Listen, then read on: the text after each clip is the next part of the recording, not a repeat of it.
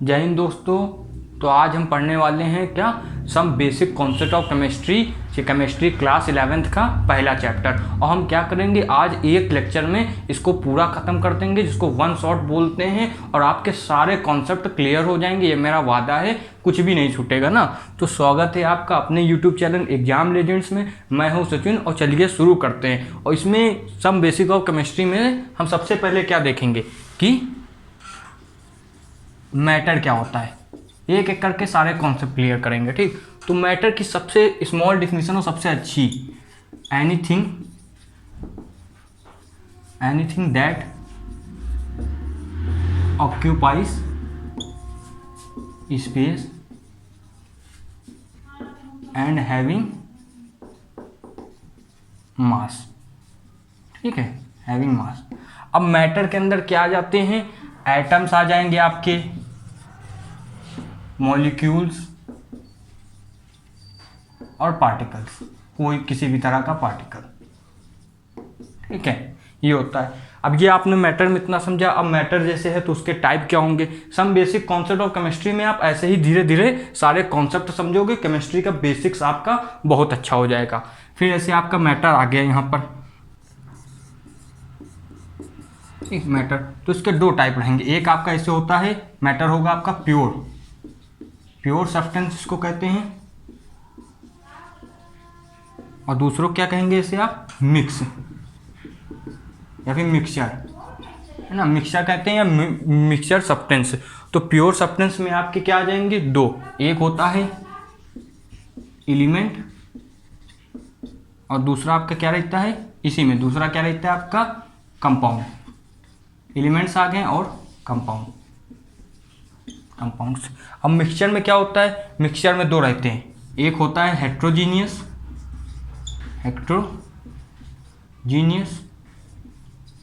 और दूसरे मिक्सचर में क्या रहता है, होमोजीनियस।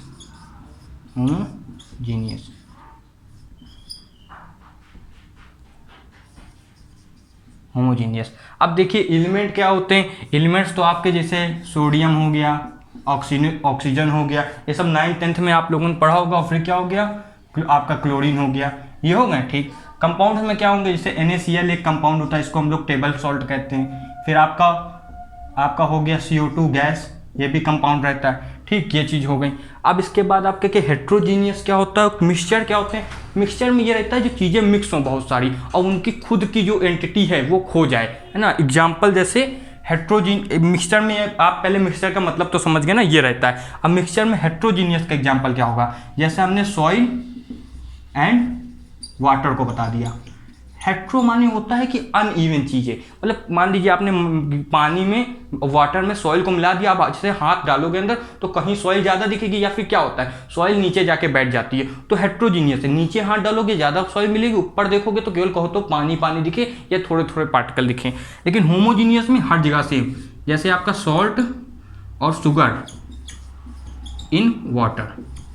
अब जैसे आप लोग चाय पीते हो तो चाय में आप देखते हो कहीं से भी आप कोई भी जगह से देखोगे तो आपको हाथ में छूने में बराबर लगेगा और पीने में एकदम बराबर लगेगा। आप एक कप की चाय को दो में बांट लीजिए, दोनों का स्वाद बिल्कुल बराबर होगा, ठीक है। तो ये आपका क्या होता है, ये किस में आ जाता है, होमोजीनियस में। इतनी चीज़ें समझ में आई, ठीक है। और अब इसके बाद देखिए क्या है, इसके बाद आपका इसकी प्रॉपर्टीज क्या होती हैं, ठीक है। इतना आपने देख लिया, प्रॉपर्टीज होती हैं। देखिए मैटर है, उसकी दो प्रॉपर्टीज होंगी, एक होती है फिजिकल और दूसरी क्या होती है, केमिकल, ये रहता है, ठीक है। तो अब ये जो फिजिकल है इसको हम लोग यहां पर देख लेते हैं ना। फिजिकल में आपकी क्या आ जाएंगी, जैसे आपका मास हो गया, भाई मैटर का मास ये तो फिजिकल चीज़ में आएगी, कितना है। फिजिकल में हम लोग मास को ऐसा वो करते हैं, जैसे आपका वजन 50 किलो है तो ये तो आपकी फिजिकल स्ट्रेंथ में तो आया। फिर आपकी डेंसिटी, है ना, मैटर की डेंसिटी क्या होती। फिर ऐसे वॉल्यूम, फिर इसी तरह टेम्परेचर, और क्या आपका वॉल्यूम ये हो गया। इसके बाद आपका प्रेशर, ये चीज़ें आ गई, है ना। अब इसमें दूसरा क्या था, केमिकल। तो केमिकल में देखिए क्या होगा, केमिकल में सबसे पहले मैटर्स जो होते हैं, मैटर्स के अंदर क्या आता था, हमने बताया प्योर सब्सटेंस में एलिमेंट्स होते हैं, कंपाउंड होते हैं, और मिक्सचर में क्या होता है, हेट्रोजीनियस में से सॉइल और वाटर का एग्जांपल हुआ, सॉल्ट इन शुगर का एग्जांपल हुआ, ठीक है। अब देखो इसमें क्या होता है, अब मिक्सचर का एक सबसे अच्छा एग्जांपल एयर भी होता है, ठीक, ये आप लोग याद रखोगे। अब एयर कैसा है, हेट्रोजीनियस या होमोजीनियस है, ये आप लोग कमेंट में बताओगे, ठीक है। अब केमिकल में क्या आ गया आपका, ऐसे रिएक्शन, सबसे पहले रिएक्शन होना, ठीक। फिर आपका क्या ऑक्सीडेशन एक होता है ना, ऑक्सीडेशन नंबर, ये हो गया आपका, सभी 11th में अच्छे से पढ़ोगे आप आगे के चैप्टर में। फिर आपका क्या हो गया, कंबसन, जलाना किसी को, तो ये केमिकल चेंज होता है। मान लीजिए आपने कार्बन को जलाया तो वो कैसा हो जाता है, काला पड़ जाता है, ये चीज़ हो गई, ठीक है। अब देखो ये जो वॉल्यूम है, प्रेशर है, टेम्परेचर है, इनको थोड़ा सा चेंज करने में कुछ जो चीज़ें होती हैं वो हम आपको बता देते हैं, ठीक है। जब तक इतना आप नोट करिए। अब जैसे हमने फिजिकल प्रॉपर्टीज जो थी मैटर्स की, उसमें क्या पढ़ा था, वॉल्यूम होती है, डेंसिटी होती है, और क्या आपके प्रेशर वगैरह, तो इनका थोड़ा चेंजमेंट जान लेते हैं। जैसे वॉल्यूम है, तो वॉल्यूम अगर 1 मिलीलीटर लिखा हुआ है तो इसको आप 1 सेंटीमीटर क्यूब में चेंज कर सकते हो, ठीक, ये क्यूब है 1 सेंटीमीटर क्यूब में। और यही अगर आपका लिखा हो 1 लीटर तो इसको आप 1 डेसीमीटर क्यूब में चेंज कर सकते हो, इतना याद रखना होगा, ठीक है। वैसे आपका प्रेशर जो है, प्रेशर एक का होता है 1 एटीएम में, ठीक है, 1 एटीएम में, जिसको आप लिख सकते हो 10⁵ पास्कल, ये साइंटिस्ट थे उनके नाम पे, ठीक है। इसी को आप लिख सकते हो 760 टॉर, ठीक है, 760 टॉर ये भी यूनिट होती है। और एक होता है 760 mm ऑफ Hg। अब ये क्या होता है कि मतलब एक वो होती है आपकी कैपिलरी ट्यूब होती है, उसमें Hg की वैल्यू 760 मिलीमीटर ना mg मिलीमीटर जाती है जब आपका प्रेशर एटमॉस्फेरिक प्रेशर के बराबर होता है। ये इसमें पास्कल में इतनी होगी, और इसको अगर आप बार में लिखोगे तो ये बार में भी आ जाती है 1.013 बार, ये भी इक्वल में, ठीक है। ये इतनी यूनिट्स होती हैं प्रेशर की, ये आपके सब हो गए, ठीक। इसके बाद टेम्परेचर की क्या होती है, जो SI यूनिट हो तो क्या है, केल्विन, ठीक। अब आपको इसको चेंज करना पड़ता है तो पता होगा कि जो सेल्सियस है उसमें आपको 273 ऐड कर देना होगा, ठीक, तो ये केल्विन बन जाएगा, ये रहता है। लेकिन अब इसे हो ये चेंज करना है कि हमको फ़ारेनहाइट है, उसको सेल्सियस को फ़ारेनहाइट में चेंज करना है, तो उसको आप क्या करते हो, यहाँ पर ऐसे +32, ये ऐसे चेंज हो जाती है, इतना आपको याद रखना है, ठीक है। अब इसके बाद हम देखेंगे जो सबसे अच्छा टॉपिक होता है वो क्लास 11th का फर्स्ट चैप्टर में, जो आपको आना ही चाहिए, अगर अच्छे नंबर चाहिए तो आना ही चाहिए, जिसको कहते हैं लॉ ऑफ, या फिर इसकी को ऊपर लिख देते हैं, ठीक है, इतना रख कर देते हैं, इस अच्छे से फिर लिखें,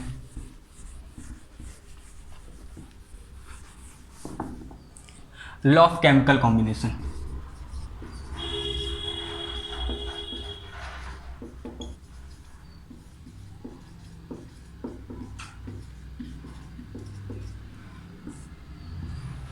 जिसमें हमारा पहला लॉ आएगा जिसको कहते हैं law of conservation of mass, ठीक है। तो इसमें देखो क्या होगा, इसमें आपको ये डिफिनेशन लिखनी है, in all physical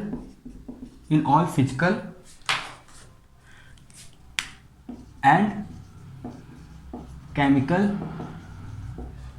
changes mass never change during process. कोई भी रिएक्शन हो रही है तो उसमें मास चेंज नहीं होगा, ठीक है। अब सबसे अच्छा जो हम लोग हमेशा से अपने लेक्चर्स में करते आए हैं, एग्जाम्पल ले लेते हैं। मान लीजिए कार्बन है 12 ग्राम, इसका रिएक्शन आपने कराया O2 32 ग्राम, तो ये आपका क्या बन गया है ना, ये रिएक्शन ऐसे गई है, ये आपका क्या बन गया CO2, और ये कितना हुआ CO2 बन गया, ये हो गया आपका 44 ग्राम। तो देखो मास जो है नीदर क्रिएटेड नॉट डिस्ट्रॉयड, ऐसे भी बोला जाता है, और कोई नया मास बना नहीं या फिर कोई पुराना मास घटा नहीं, ये होता है, ठीक है। इसके बाद ये इसके तुरंत बाद जो एक आती है वो होती है हमारी डाल्टन्स की थ्योरी, ये लॉ ऑफ कंजर्वेशन मास है। उसके बाद डाल्टन्स ने अपनी थ्योरी दी थी ना, डाल्टन्स एटॉमिक थ्योरी। अब उन्होंने देखिए क्या बताया, उन्होंने कहा सबसे पहले कि जो मैटर है सबसे छोटे particle, matter is made up of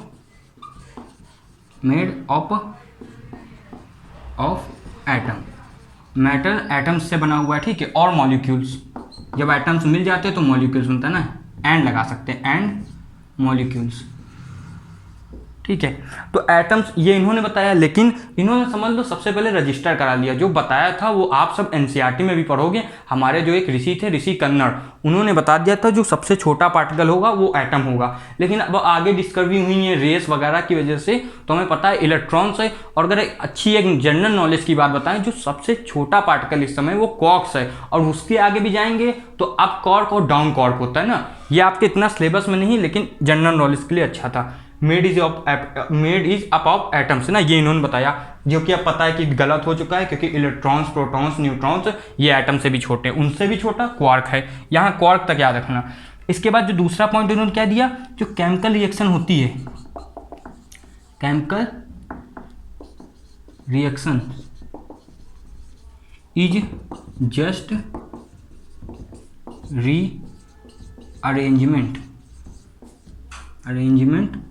rearrangement of atoms. मतलब इन्होंने कहा कि जो केमिकल रिएक्शंस होती है उसमें क्या होता है, एटम्स रीअरेंज होते हैं। एग्जांपल सामने देखो, कार्बन यहाँ था, ऑक्सीजन यहाँ था, रीअरेंजमेंट होकर दोनों आपस में कनेक्ट हो गए, तो ये रीअरेंजमेंट ही तो हुआ, ठीक है। दूसरी बात इन्होंने क्या कहा था कि जो आपके जो एटम्स रहते हैं अगर सेम एलिमेंट के हैं तो उनकी प्रॉपर्टी सेम होगी। अगर कोई कार्बन के दो अलग एटम्स हैं तो उनकी प्रॉपर्टी सेम होगी, इतना आपको याद रखना है। इसके आगे दूसरा लॉ देखते हैं। अब इसके आगे हम क्या देखेंगे, जो हमारा सेकंड लॉ है, लॉ ऑफ डेफिनेट प्रोपोर्शन। ये क्या होता है, chemical compounds will always have same proportion of each element by weight irrespective of source.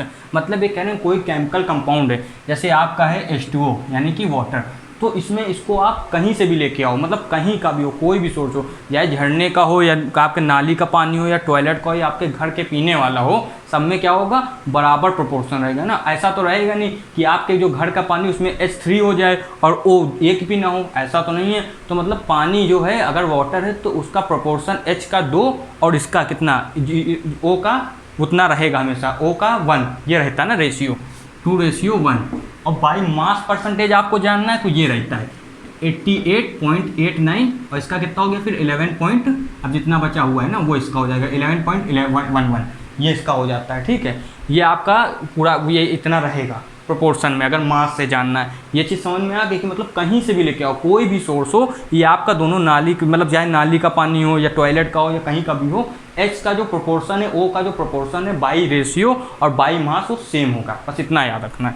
दूसरा क्या है, गे-लुजेक लॉ। अब इन्होंने क्या कहा है कि अगर सेम टेम्परेचर और प्रेशर है, सेम टेम्परेचर और प्रेशर है, तो जो गैसेस हैं कंबाइन की जाएंगी, वो क्या करेंगी, सिंपल रेशियो में कंबाइन होंगी, ठीक है। इसका एक एग्जाम्पल होता है कि एग्जाम्पल से आप ऐसा समझ सकते हो, मान लीजिए आपका ये इसी का H2 प्लस O2 का एग्जाम्पल रहता है, तो ये ऐसे H2O बनाएगी ना, तो ये सिंपल वॉल्यूम में कंबाइंड होती है। आपको इतना याद रखना है कि सिंपल वॉल्यूम में इतना, जहाँ पर इसका जो वॉल्यूम होगा, इसका जो वॉल्यूम होगा, वो सिंपल रेशियो की तरह होगा, बस इतना आपको याद रखना अगर ये कंबाइन किए गए हैं, ठीक है। जैसे अब ये 100 ml है, ये 100 ml है, और ये कितना आपका 50 ml है, तो ये 100 ml बनेगा, बस आपको ये इतना याद रखना है, ठीक है। ये चीज़ याद रखनी। इससे क्या होगा, अगर कोई क्वेश्चन आया तो आप ये लॉजिक लगा के, देखो डिफिनीशन से कभी कोई समझ में नहीं आता है, लेकिन आप ये लॉजिक लगा के आराम से कर सकते हो, ठीक है। प्रोपोर्शन की अगर वैल्यू आ जाए, समझ में भी आ रहा है कि यहाँ पर ये O2 है, ये यहाँ पर 1 हो गया है ना। अभी आगे क्वेश्चन में आप ये चीज़ और अच्छे से समझोगे।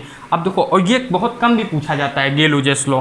अब सबसे मेन जो है, मान लो एवोगैड्रो की इन्होंने थोड़ी चीटिंग की है, लेकिन सबसे इसमें जो कमी है वो एवोगैड्रो ने पूरी की है। वो बताते हैं equal volume of all gases. अगर जो वॉल्यूम है गैसेस का इक्वल है ना, सेम टेम्परेचर पे सेम प्रेशर में, तो क्या होगा, उनके जो मॉलिक्यूल्स हैं वो इक्वल होंगे। मतलब मान लो किसी एक, अगर सेम टेम्परेचर है और सेम आपका प्रेशर है, तो जो ए के मॉलिक्यूल हैं वो इक्वल होंगे बी के मॉलिक्यूल के, बस इतना याद रखना है। अगर दोनों का वॉल्यूम सेम है, वॉल्यूम बी क्या है आपका, इक्वल है, वॉल्यूम ए का इक्वल है वॉल्यूम बी के, तो आपके दोनों क्या होंगे आपस में, इक्वल, बस इतना याद रखना है, ठीक है। अब इसके आगे क्या है, ये चीज़ इतनी समझ में आ गई। अब इसके आगे हमको देखना है लॉ ऑफ मल्टीपल प्रोपोर्शन, इतना आप नोट कर लीजिए।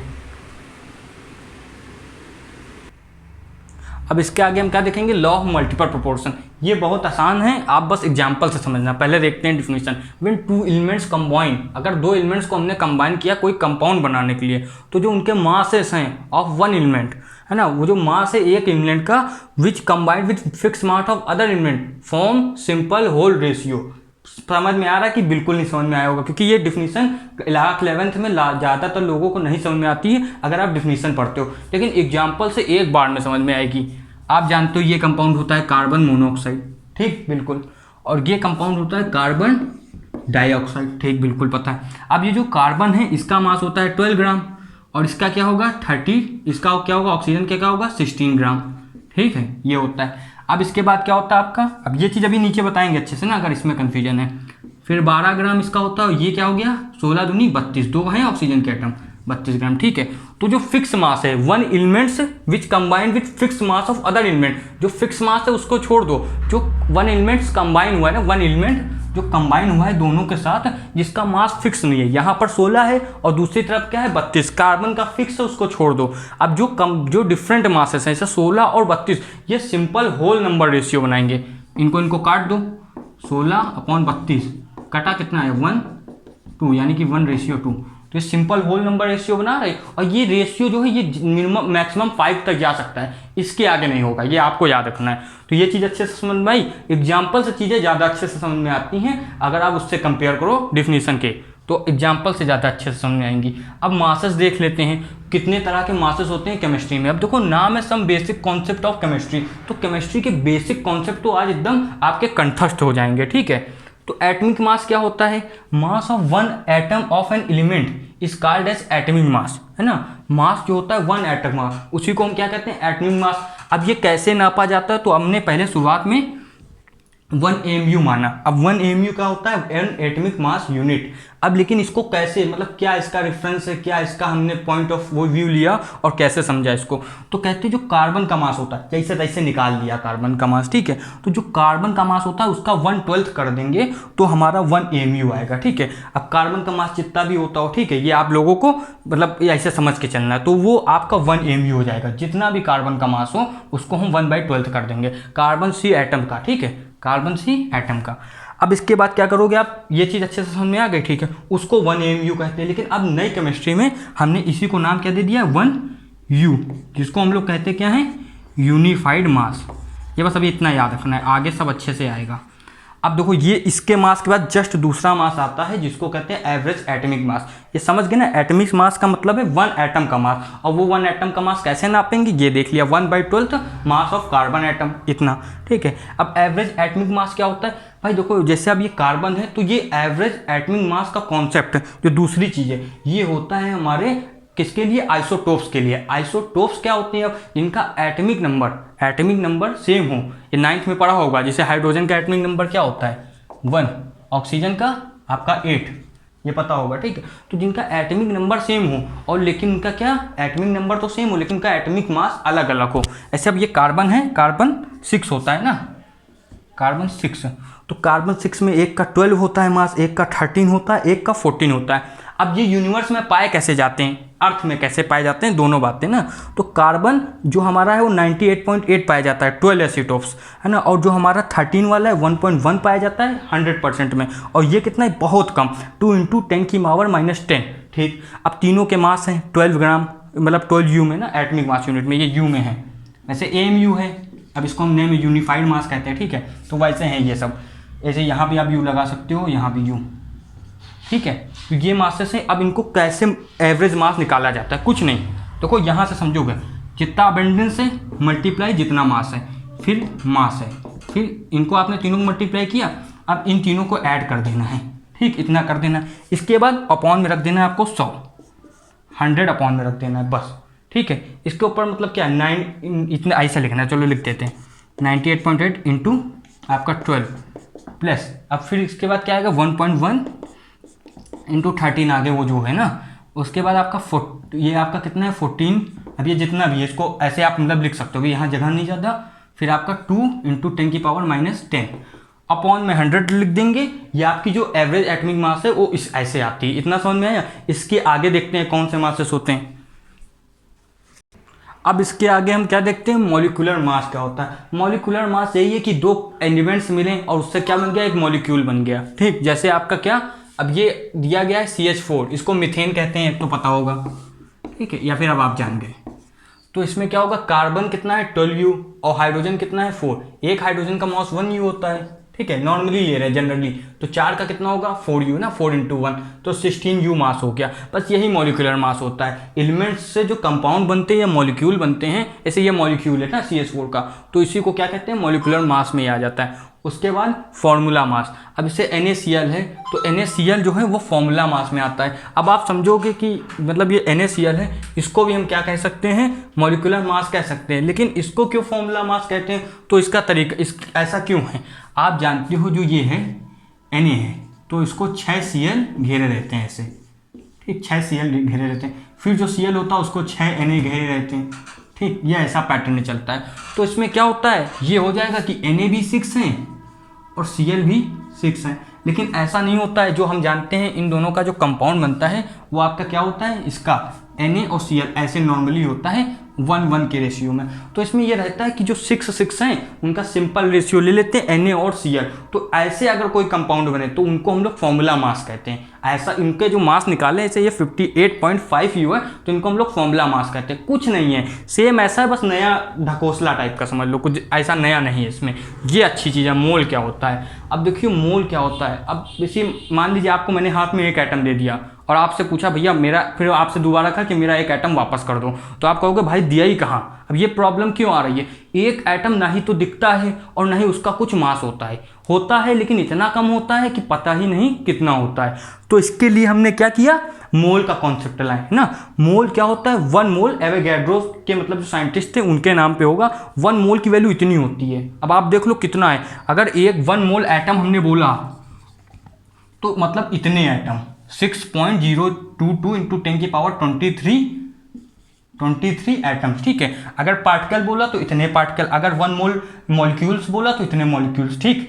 अब इसको कहते हैं कि एवोगैड्रो नंबर, इसका साइन ऐसे Na होता है, या फिर ये बड़े में ये Na, ठीक, ये साइन होता है, ये एवोगैड्रो नंबर होते हैं। इनकी ज़रूरत क्यों पड़ी, आप समझ गए कि भाई पॉइंट मतलब एटम का मास इतना जरा सा होता है, ऊपर से एटम दिखता नहीं है, तो हम कंपेयर कैसे करें। अगर आप किसी से जाके कहोगे, मतलब आपको काम है Na का ना, सोडियम एटम का, अब आप जाओगे कहोगे भैया 10 एटम दे दो, वो 10 एटम का तो मास ही नहीं पता चलेगा ना। तो मतलब अगर आपको Na चाहिए तो कम से कम 1 मोल Na हो, है ना, मतलब कुछ ग्राम में Na हो तो उसका कुछ आप यूज़ कर पाओगे। ऐसे Na का यूज़ क्या होता है, बस्ट कर देती है चीज़ें उसमें ना। और किस में यूज़ होता है, कास्टिक वगैरह, सोडा वगैरह में यूज़ होता है ना, कास्टिक साबुन वगैरह, इन सब में यूज़ होता है। ये चीज़ अच्छे से समझ में आई, ठीक है। अब मोलर मास क्या होता है, कुछ नहीं, मोलर मास कुछ भी नहीं है। आपको अगर मोलर मास कुछ नहीं होता, ये मान लीजिए ये चीज़ दिया हुआ है, ठीक है, ये चीज़ दिया हुआ है। आपका जो एटमिक मास होता है, एटमिक मास क्या होता है, एक एटम का मास, 1 एटम का मास, है ना। जैसे Na का कितना होता है 23U, ठीक है। अब ये एटमिक नंबर 1 से 20 तक आपको याद ही होगा ना, 1 से 20 तक एटमिक नंबर उनके मास, ये 9th में याद किया होगा। अगर नहीं याद है तो आज ही आप याद करेंगे, ठीक है, क्योंकि 1 से 20 तक तो याद ही होना चाहिए। इससे आप मतलब अच्छे से आपकी अंडरस्टैंडिंग होती है केमिस्ट्री की। तो इसमें जैसे मान लीजिए एटमिक मास 1U है, ठीक है, तो हमने कह दिया 1 एटम का है, वैसे हमने कह दिया 6.002 × 10⁻23 एटम्स हैं। ये मोलर मास के बारे में समझ रहे हैं, तो ये जो है इसको हम एवोगैड्रो नंबर कहेंगे। और अगर इसको एज अ मास में जानेंगे तो उसको क्या कहते हैं, मोलर मास। इतने अगर Na के एटम्स हैं, इतने अगर Na के एटम्स हैं तो वो कितना हो जाता है 23 ग्राम पर मोल। इसको कहते हैं 23 ग्राम पर मोल। मतलब एक मोल में अगर इतने एटम आ जाए तो उसी को हम क्या कहेंगे, मोलर मास। इतना आपको याद रखना है, ठीक है, इतना आपको अच्छे से याद रखना है। तो अगर Na सोडियम है, एग्जाम्पल सोडियम का ले रहे हैं, अगर सोडियम है उसको जानना है कि उसमें कितना मास है ना, तो उसका 23 ग्राम होगा। अगर उसका 1 मोल है तो उसका 23 ग्राम होगा, और उसी को आप क्या कहेंगे 23 ग्राम पर मोल। एक मोल में 23 ग्राम हुआ वो, तो 23 ग्राम पर मोल। और बहुत जगह ऐसे लिखा होगा 23 ग्राम मोल इनवर्स, तो सेम ही चीज़ है, ठीक है। तो ये होता है आपका मोलर मास। अब नंबर ऑफ मोल्स क्या होता है, नंबर ऑफ मोल्स कुछ नहीं, मान लीजिए ऐसे दिया हुआ है 46 ग्राम दिया हुआ है आपको, क्या ऐसे नॉर्मली भाई हाथ में आ गया। अब वो तो ग्राम हम लोग वाला ग्राम कि Na है 46 ग्राम तौल के दे दिया, ठीक है। तो आपसे पूछा भाई कितने मोल्स हैं इसके अंदर, तो आपको बस कुछ नहीं, जितना मास दिया गया, मान लो 46 ग्राम आपको किसी ने हाथ में Na दे दिया, है ना। मतलब वैसे हाथ में ले नहीं सकते, जल जाएगा इंसान, तो given mass upon molar mass कितना होता है 23, तो आपके नंबर ऑफ मोल्स कितने आ जाएंगे 46 अपॉन उतना कितना निकालना उसे, तो 46 यानी 46 अपॉन 23 कितने मोल्स आ गए 2 मोल्स आ गए। जितना मास दिया हो और आपको मोलर मास याद रखना, बहुत आसान है मोलर मास याद रखना। इसका एटॉमिक मास 23 U है, बस U के आगे ग्राम पर मोल कर दो, ऐसे आप याद रख सकते हो आराम से, मतलब कितने ग्राम है पर मोल में, और 1 मोल की वैल्यू तो आपको हमने बता दी ये होती ना, ऐसे आपको याद रखना है। इसके आगे देखिए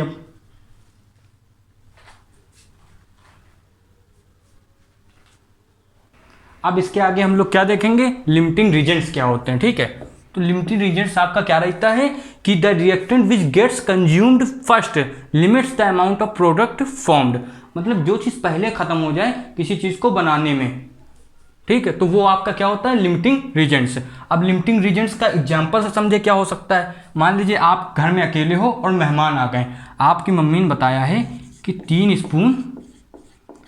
स्पून किसके शुगर से और 3 स्पून आपके किसके कॉफ़ी से, मतलब 3 पैकेट कॉफ़ी से आपकी 500 ml कॉफ़ी बन रही है, 500 ml बन जाएगी। ठीक है, अब इसमें हुआ क्या, 3 पैकेट की जगह 1 पैकेट आपको नहीं मिल रही, 2 पैकेट है। ठीक है, तो अब आपकी कॉफ़ी कितनी बनेगी, अब ये 3 स्पून और 3 कॉफ़ी होती तो 500 ml कॉफ़ी बन जाती। ठीक है, कॉफ़ी आपकी बन जाती ना, कॉफ़ी ड्रिंक वाली कॉफ़ी जो ड्रिंक कर सकते हैं, अब ये नॉर्मल तो कोई पिएगा नहीं। ठीक है, तो कॉफ़ी जो ड्रिंक कर सकते हैं वो बन जाएगी। लेकिन हुआ क्या, कॉफ़ी के जो पैकेट्स हैं हमारे पास वो 1 कम है, तो इसकी वजह से आपका कम पड़ गया, इसकी वजह से जो आपका लिमिटिंग रीजेंट्स है वो कम पड़ गया। तो क्या हुआ, इसकी वजह से आपका कम पड़ गया, तो आपका ये लिमिटिंग रीजेंट रहेगा। इसकी वजह से 500 ml कॉफ़ी जो ड्रिंक है वो नहीं बन पाई, तो ये आपका क्या हो गया, ये लिमिटिंग रीजेंट हो गया। ठीक है, ऐसे रहता है कि जिसकी वजह से चीज़ें कम पड़ जाए, जिसकी वजह से रिएक्शन रुक जाए, वो होता है आपका लिमिटिंग रीजेंट। ठीक, ये आपको याद रखना है। इसके बाद अमाउंट ऑफ सब्सटेंस क्या होता है, अमाउंट ऑफ सब्सटेंस जो होते हैं ना mix, amount of substance mix किया गया वो किस प्रोपोर्शन में, वो कैसे कैसे हम देख सकते हैं। ठीक है, तो जो पहले नॉर्मल वाले उनको देखते हैं। मास परसेंटेज क्या होता है, मान लीजिए ऊपर आपका सोल्यूट है और नीचे सॉल्यूशन है, तो ये मास परसेंटेज इसमें निकलता है। एग्जाम्पल क्या रहेगा, मान लीजिए आपको 40 ग्राम चीनी दे दी गई है। ठीक है, और आपका सॉल्यूशन कितना है, सॉल्यूशन कितना है 100 ग्राम, मतलब आपका सॉल्वेंट कितना है 100 ग्राम पानी है सॉल्वेंट। ठीक है, ये सॉल्वेंट कितना है 100 ग्राम, इसको यही नीचे लिख लेते हैं ना, समझ में आएगा। 100 ग्राम आपका क्या है सॉल्वेंट है। ठीक है, ये तो पता है ना, सॉल्यूट और सॉल्यूशन को मिला के ही आपका सॉल्वेंट बनता है ना, ये 9th 10th में पढ़ा होगा, अरे हम फिर से बताए दे रहे हैं। ठीक है, तो ये आपका 100 ग्राम सॉल्वेंट है। इसको जब आप कैसे इसमें निकालते हो, ऊपर रखोगे आप, यहाँ पर रखोगे 40 और नीचे क्या रखोगे 100 ग्राम सॉल्वेंट प्लस फिर से 40 ग्राम जो है सॉल्यूट उसको भी रखोगे, जब आपका क्या बन जाएगा मास परसेंटेज निकल जाएगा। सॉल्यूशन नीचे है तो सॉल्यूशन में सॉल्यूट और सॉल्वेंट दोनों होगा, ये समझ में आ गया। सेम ऐसा वॉल्यूम परसेंटेज है, ऊपर वॉल्यूम ऑफ सॉल्यूट है, नीचे वॉल्यूम ऑफ सॉल्यूशन है, इनटू 100% के लिए। वैसे आपका मास बाई वॉल्यूम है, ऊपर कोई चीज़ का मास होगा और नीचे आपका वॉल्यूम हो जाएगा आपकी बार। ठीक है, तो ये चीज़ हो गई, इसको इनटू 100 करोगे परसेंटेज निकल आएगा। अब जो एक थोड़ी मेन चीज़ है मोल फ्रैक्शन, ये देखो क्या होता है। मान लीजिए एक मिक्सचर दिया हुआ है आपका ए और बी मिक्सचर दिया हुआ है, उसमें XA आपको मोल निकालने, मोल फ्रैक्शन मतलब ए और बी में से ए के मोल कितने हैं। ठीक है, तो XA आपकी वैल्यू क्या हो गई Na अपॉन Na, मतलब ऊपर जो इसके निकालने उसके मोल रखो, नीचे N और B दोनों के मोल रख दो। ठीक है, इससे आपको मोल फ्रैक्शन A का पता चल जाएगा। सेम ऐसे मिक्सचर A और B में अगर आपको B के मोल्स निकालने हो, मोल फ्रैक्शन निकालना हो, ठीक है, मोल का फ्रैक्शन पार्ट जिसको कहते हैं बस उसी को मोल फ्रैक्शन। ठीक है, अब फ्रैक्शन है वैल्यू तो हमेशा 1 से कम आएगी, याद रखना फ्रैक्शन हमेशा 1 से कम होता है। तो XB की वैल्यू में NB यानी नंबर ऑफ मोल्स B ऊपर रखोगे और नीचे टोटल मोल्स, इसको कहते हैं नंबर ऑफ मोल्स ऑफ जिसके निकालने हैं और नीचे टोटल मोल्स। एक चीज़ और इसमें याद रखना, जो XA है मतलब मोल फ्रैक्शन ऑफ A और B दोनों 1 होता है। ठीक है, एक पता चल जाए, दूसरा आप ऐसे निकाल सकते हो। मान लो एक 0.5 है, इसमें आपने डाला वैल्यू इसकी A 0.5 है, तो दूसरी कितनी आ जाएगी 0.5 आ जाएगी। तो ये भी एक फॉर्मूला होता है, इसको याद रखना। इसके आगे अब देखते हैं, तो अब हम क्या देखेंगे, अब जो सबसे अच्छे कंसंट्रेशन के टर्म्स होते हैं किसमें, हेडिंग तो याद है ना आप लोग को, अमाउंट ऑफ सब्सटेंस ना, amount of substance in solution, solution के अंदर जो अमाउंट ऑफ सब्सटेंस होते हैं, है ना, इन सॉल्यूशंस, तो उसमें जो सबसे मेन टर्म्स होते हैं जैसे मोलैरिटी, मोलेलिटी और नॉर्मेलिटी, उनको अच्छे से जानेंगे। सबसे पहले मोलैरिटी क्या होती, मोल्स जो हैं, हमको अगर सोल्यूट के मोल्स दिए गए हैं upon volume of solution in litre, उसमें कितने मोल्स दिए गए हैं, इसमें सबसे ज़्यादा क्वेश्चन आते हैं। ठीक है, इसको कैसे समझेंगे, मान लीजिए आपको 1 मोल वैल्यू दी गई है और 1 लीटर में, तो वैल्यू क्या हो गई आपकी, वैल्यू हो जाएगी 1 मोल पर लीटर, और इसी को कहते हैं 1 m, यानी इसकी मोलैरिटी कितनी है 1। ये पहला हो गया बेसिक कॉन्सेप्ट, इसको एकदम समझना ना, इससे कोई भी क्वेश्चन हिल जाएगा अगर आप बेसिक समझ जाओगे। ठीक है, अब देखो अगर मान लीजिए ये आपका है, ये आपका बीकर है इसे, और इसमें क्या हुआ मोलैरिटी, जो इसकी जो n की वैल्यू है वो कुछ भी है, ए दी हुई है ना, नंबर ऑफ मोल्स ए हैं, और इसमें कितना 1 लीटर कुछ ऐसे है ना, जो इसकी मोलैरिटी है वो कितनी है, मोलैरिटी इसकी मान लीजिए आप कुछ भी है ना, मोलैरिटी इसकी कुछ भी है ए मान लीजिए, और इसका वॉल्यूम भी कुछ है जिसको आप कुछ भी मान लीजिए ना, या फिर केवल m को, मोलैरिटी को m रखिए और v को v ही मानते। ठीक है, अब क्या किया आपने, इसको डाइल्यूट कर दिया। डाइल्यूट मतलब क्या, आके बाहर से इसमें पानी डाल दिया, आके बाहर से इसमें हमने क्या किया, पानी डाल दिया। तो मोलैरिटी चेंज कैसे होती है, m1v1 इक्वल टू m2v2। इससे आपसे कहेंगे कि लास्ट जो बाद में वॉल्यूम है वो कितना डाला गया निकालो, जो पहले वॉल्यूम है वो कितना है निकालो, ये पूछ लें आपसे तो आप इस वाले फॉर्मूले से लगा सकते हो, इस वाले फॉर्मूले से आराम से हो जाएगी। मान लीजिए दूसरा बीकर उठा के इसमें डाल दिया और कहा कि उसका m ये है, m2 की वैल्यू ये, मोलैरिटी 1 पहले ये थी, अब मोलैरिटी ये हो चुकी है, और इतना पानी पहले था तो कितना पानी डाला गया, समझ लो ना, मतलब कि मोलैरिटी पहले थी 1, अब हो गई ये 2, पहले पानी 500 ml था तो कितना पानी डाला गया, तो 3 आपको पता है वेरिएबल, एक आप निकाल दोगे आराम से आ जाएगा। ठीक है, ये होता है कॉन्सेप्ट, अगर डाइल्यूशन का कॉन्सेप्ट इसको कहते हैं ना, इसको आप ऐसे भी याद कर सकते हो, डाइल्यूशन का कॉन्सेप्ट रहता है ये। ठीक है, अब इसको मोलैरिटी क्या होती है, मोलैरिटी एक ऐसा अकेला कंसंट्रेशन टर्म है जिसके नीचे क्या होता है, वेट ऑफ, पहले तो सॉल्वेंट है, सब में देखो नीचे सॉल्यूशन है, इसमें क्या है, वेट ऑफ सॉल्वेंट है, वो भी इन केजी, वॉल्यूम इन लीटर में नहीं है, अब किस में आ गया, केजी में। तो इसको आप कैसे याद रखोगे, सेम यही वाला कॉन्सेप्ट है, बस ऊपर मान लो 1 मोल ले लिया है, 1 मोल, और नीचे आपने क्या 1 केजी, तो इसको आप लिखोगे 1 मोल पर केजी, है ना ऐसे, और इसको लिखते हैं 1 m। ठीक, 1 m, वो बड़े m से होता है, ये छोटे m से दिखाया जाता है ना। और जो सबसे ज़्यादा आपके एग्जाम्स में पूछा जाता है, जिसको लोग थोड़ा कम पढ़ के जाते हैं या कम समझ के जाते हैं, वो है आपका नॉर्मेलिटी। अब ये क्या होता है, number of equivalent upon volume of solution. ठीक है, वॉल्यूम ऑफ सॉल्यूशन ये होता है। तो अब इसको अच्छे से समझने के लिए पहले सबसे दिमाग घूम जाता है कि भाई ये नंबर ऑफ इक्विवेलेंट क्या है, तो इसको पहले अच्छे से समझते हैं। कुछ नहीं, given mass upon equivalent mass, number of equivalent यहाँ लिखा है, तो नंबर ऑफ इक्विवेलेंट होता क्या है, given mass weight, given weight या मास अपॉन इक्विवेलेंट मास। अब ये इक्विवेलेंट मास क्या आ गया, कुछ नहीं, इक्विवेलेंट मास ही समझना अच्छे से। तो इक्विवेलेंट मास आपका रहता है, इक्विवेलेंट मास रहता है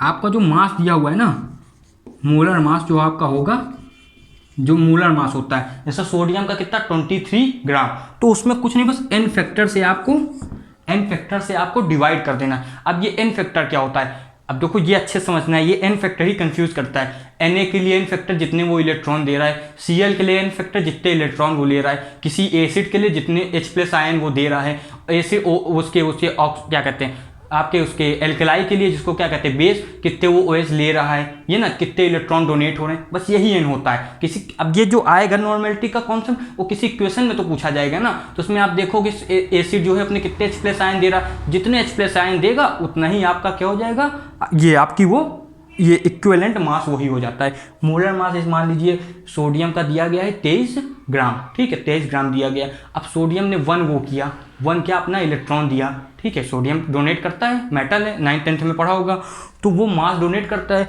तो उसका 23 ग्राम अपॉन n, तो उसका इक्विवेलेंट मास कितना हुआ, सेम उतना ही रह गया, क्योंकि उसने 1 ही तो डोनेट किया। ठीक, ऐसे होता है ये आपका n फैक्टर। ये n फैक्टर बताना बहुत जरूरी रहता है, क्योंकि आप में कंफ्यूज इसी में होता है कि भाई नंबर ऑफ इक्विवेलेंट तो पता है, given mass upon equivalent mass. अब इक्विवेलेंट मास क्या है, तो मोलर मास अपॉन आपका ये क्या n फैक्टर क्या है, यहाँ सबसे ज़्यादा कंफ्यूजन होती है, जो आज के बाद आपको अब नहीं है। ठीक है, ये चीज़ इतनी हो गई। और ये जो नंबर ऑफ इक्विवेलेंट वो वेट अपॉन इक्विवेलेंट मास, उसको ही यहाँ पर रख देते हैं, इसको सॉल्व कर देते हैं, ये ऐसे आती है, इसमें कोई दिक्कत नहीं हुई। ठीक है, अब नंबर ऑफ इक्विवेलेंट आराम से समझने आ गया।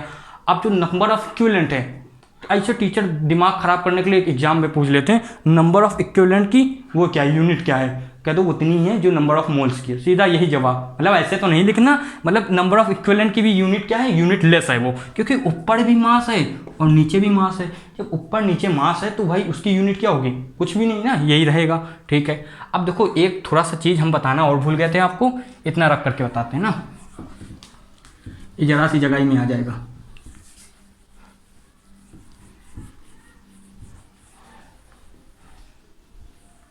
ये देखो, जो आपका ये होता है मोल, जो आपका मोल होता है वो ऐसे भी होता है। मान लीजिए कभी आपको नंबर ऑफ पार्टिकल्स दे दिया गया है ना, number of particles, number of आपको पार्टिकल्स दे दिए गए हैं और उसमें मोल्स पूछ लें, तो आपको एवोगैड्रो पार्टिकल्स से, इनकी वैल्यू क्या थी 6.022 इंटू 10⁻23, इससे डिवाइड करोगे तो आपके मोल की वैल्यू आ जाएगी।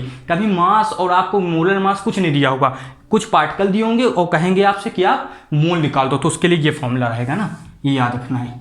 अब एक क्या चीज़ है, आपको ग्राम पर लीटर, ये भी एक कंसंट्रेशन कम है, ग्राम पर लीटर ये भी एक कंसंट्रेशन टर्म है, कुछ नहीं इसमें होता है, इसमें इसको ऐसे लिखते हैं ना, ग्राम लीटर, ये निकालना है। ऊपर क्या होगा, मास ऑफ सॉल्यूट, और नीचे क्या होगा, volume of solution, volume of solution. बस इसको एक नाम दे दिया जाता है, ये किस लिए फेमस है, तो इसको एक नाम दे दिया जाता है स्ट्रेंथ, है ना, ये वॉल्यूम में ज़्यादा काम आता है, इसको नाम दे दिया जाता है स्ट्रेंथ, इसलिए ये क्या है, थोड़ा सा फेमस है। ठीक है, और इसके बाद एक और थोड़ा सा कॉन्सेप्ट है जो आप लोग पढ़ते होंगे कि ये इस नदी में इतनी ppm हो गई है, या फिर वायु में इतनी ppm गंदगी हो गई है, पार्ट्स पर मिलियन। तो उसमें क्या होता है, अगर आपको ppm निकालना है, पार्ट्स पर मिलियन ये निकालना है ना, इसको ऐसे ppm होता है। इसमें कुछ नहीं होता है, पार्ट्स परसेंटेज जानते हो, उसी से होगा, पार्ट्स ऑफ सॉल्यूट और नीचे पार्ट्स ऑफ सॉल्यूशन इंटू 10⁻6। भाई देखो, परसेंटेज में इंटू 100 करते हैं, तो मिलियन में क्या करेंगे, इंटू मिलियन, तो 10⁻6 यानी कि 1 मिलियन, ये हो गया। वैसे पार्ट्स पर बिलियन, अब ये बताने की जरूरत है क्या, इंटू 10⁹ कर देना, इसमें ये हो जाएगा। इतना अच्छे समझ में आया। अब इस बात की तो हम गारंटी देते हैं कि इतने कॉन्सेप्ट में आपका कुछ भी नहीं छूटा है, आपके CBSE या UP या किसी भी बोर्ड के हिसाब से इसमें हमने सब कुछ कवर करा दिया। ठीक है, और ऐसे ही लेक्चर्स आपको चाहिए जिसमें वन शॉट में हम पूरी केमिस्ट्री का एक चैप्टर कंप्लीट करा दें और कोई भी कॉन्सेप्ट ना छोड़ें। आप चाहे इसमें सर्च करके NCERT में देखना, अगर जो आज हमने किया है उसमें कुछ भी छूटा हो तो आप हमें कमेंट में बताइएगा। हमने अपनी तरफ से कोई कसर नहीं छोड़ी है और ऐसे ही वीडियो आते रहेंगे। अगर आप लाइक शेयर सब्सक्राइब करेंगे, हमको मोटिवेट करेंगे और हमारे चैनल को सब्सक्राइब करेंगे, सबसे अच्छा शेयर करिए और अपने दोस्तों को बताइए कि भाई इतने कम समय में भी सारे कॉन्सेप्ट क्लियर हो जाएंगे अगर आप एग्जाम लेजेंड से पढ़ोगे और सचिन सर से पढ़ोगे। जब तक के लिए पढ़ाई करते रहिए, इनके नोट्स को रिवाइज कीजिए। हम मिलते हैं अगले लेक्चर में ऐसे ही वन शॉट के लिए। जब तक जय हिंद।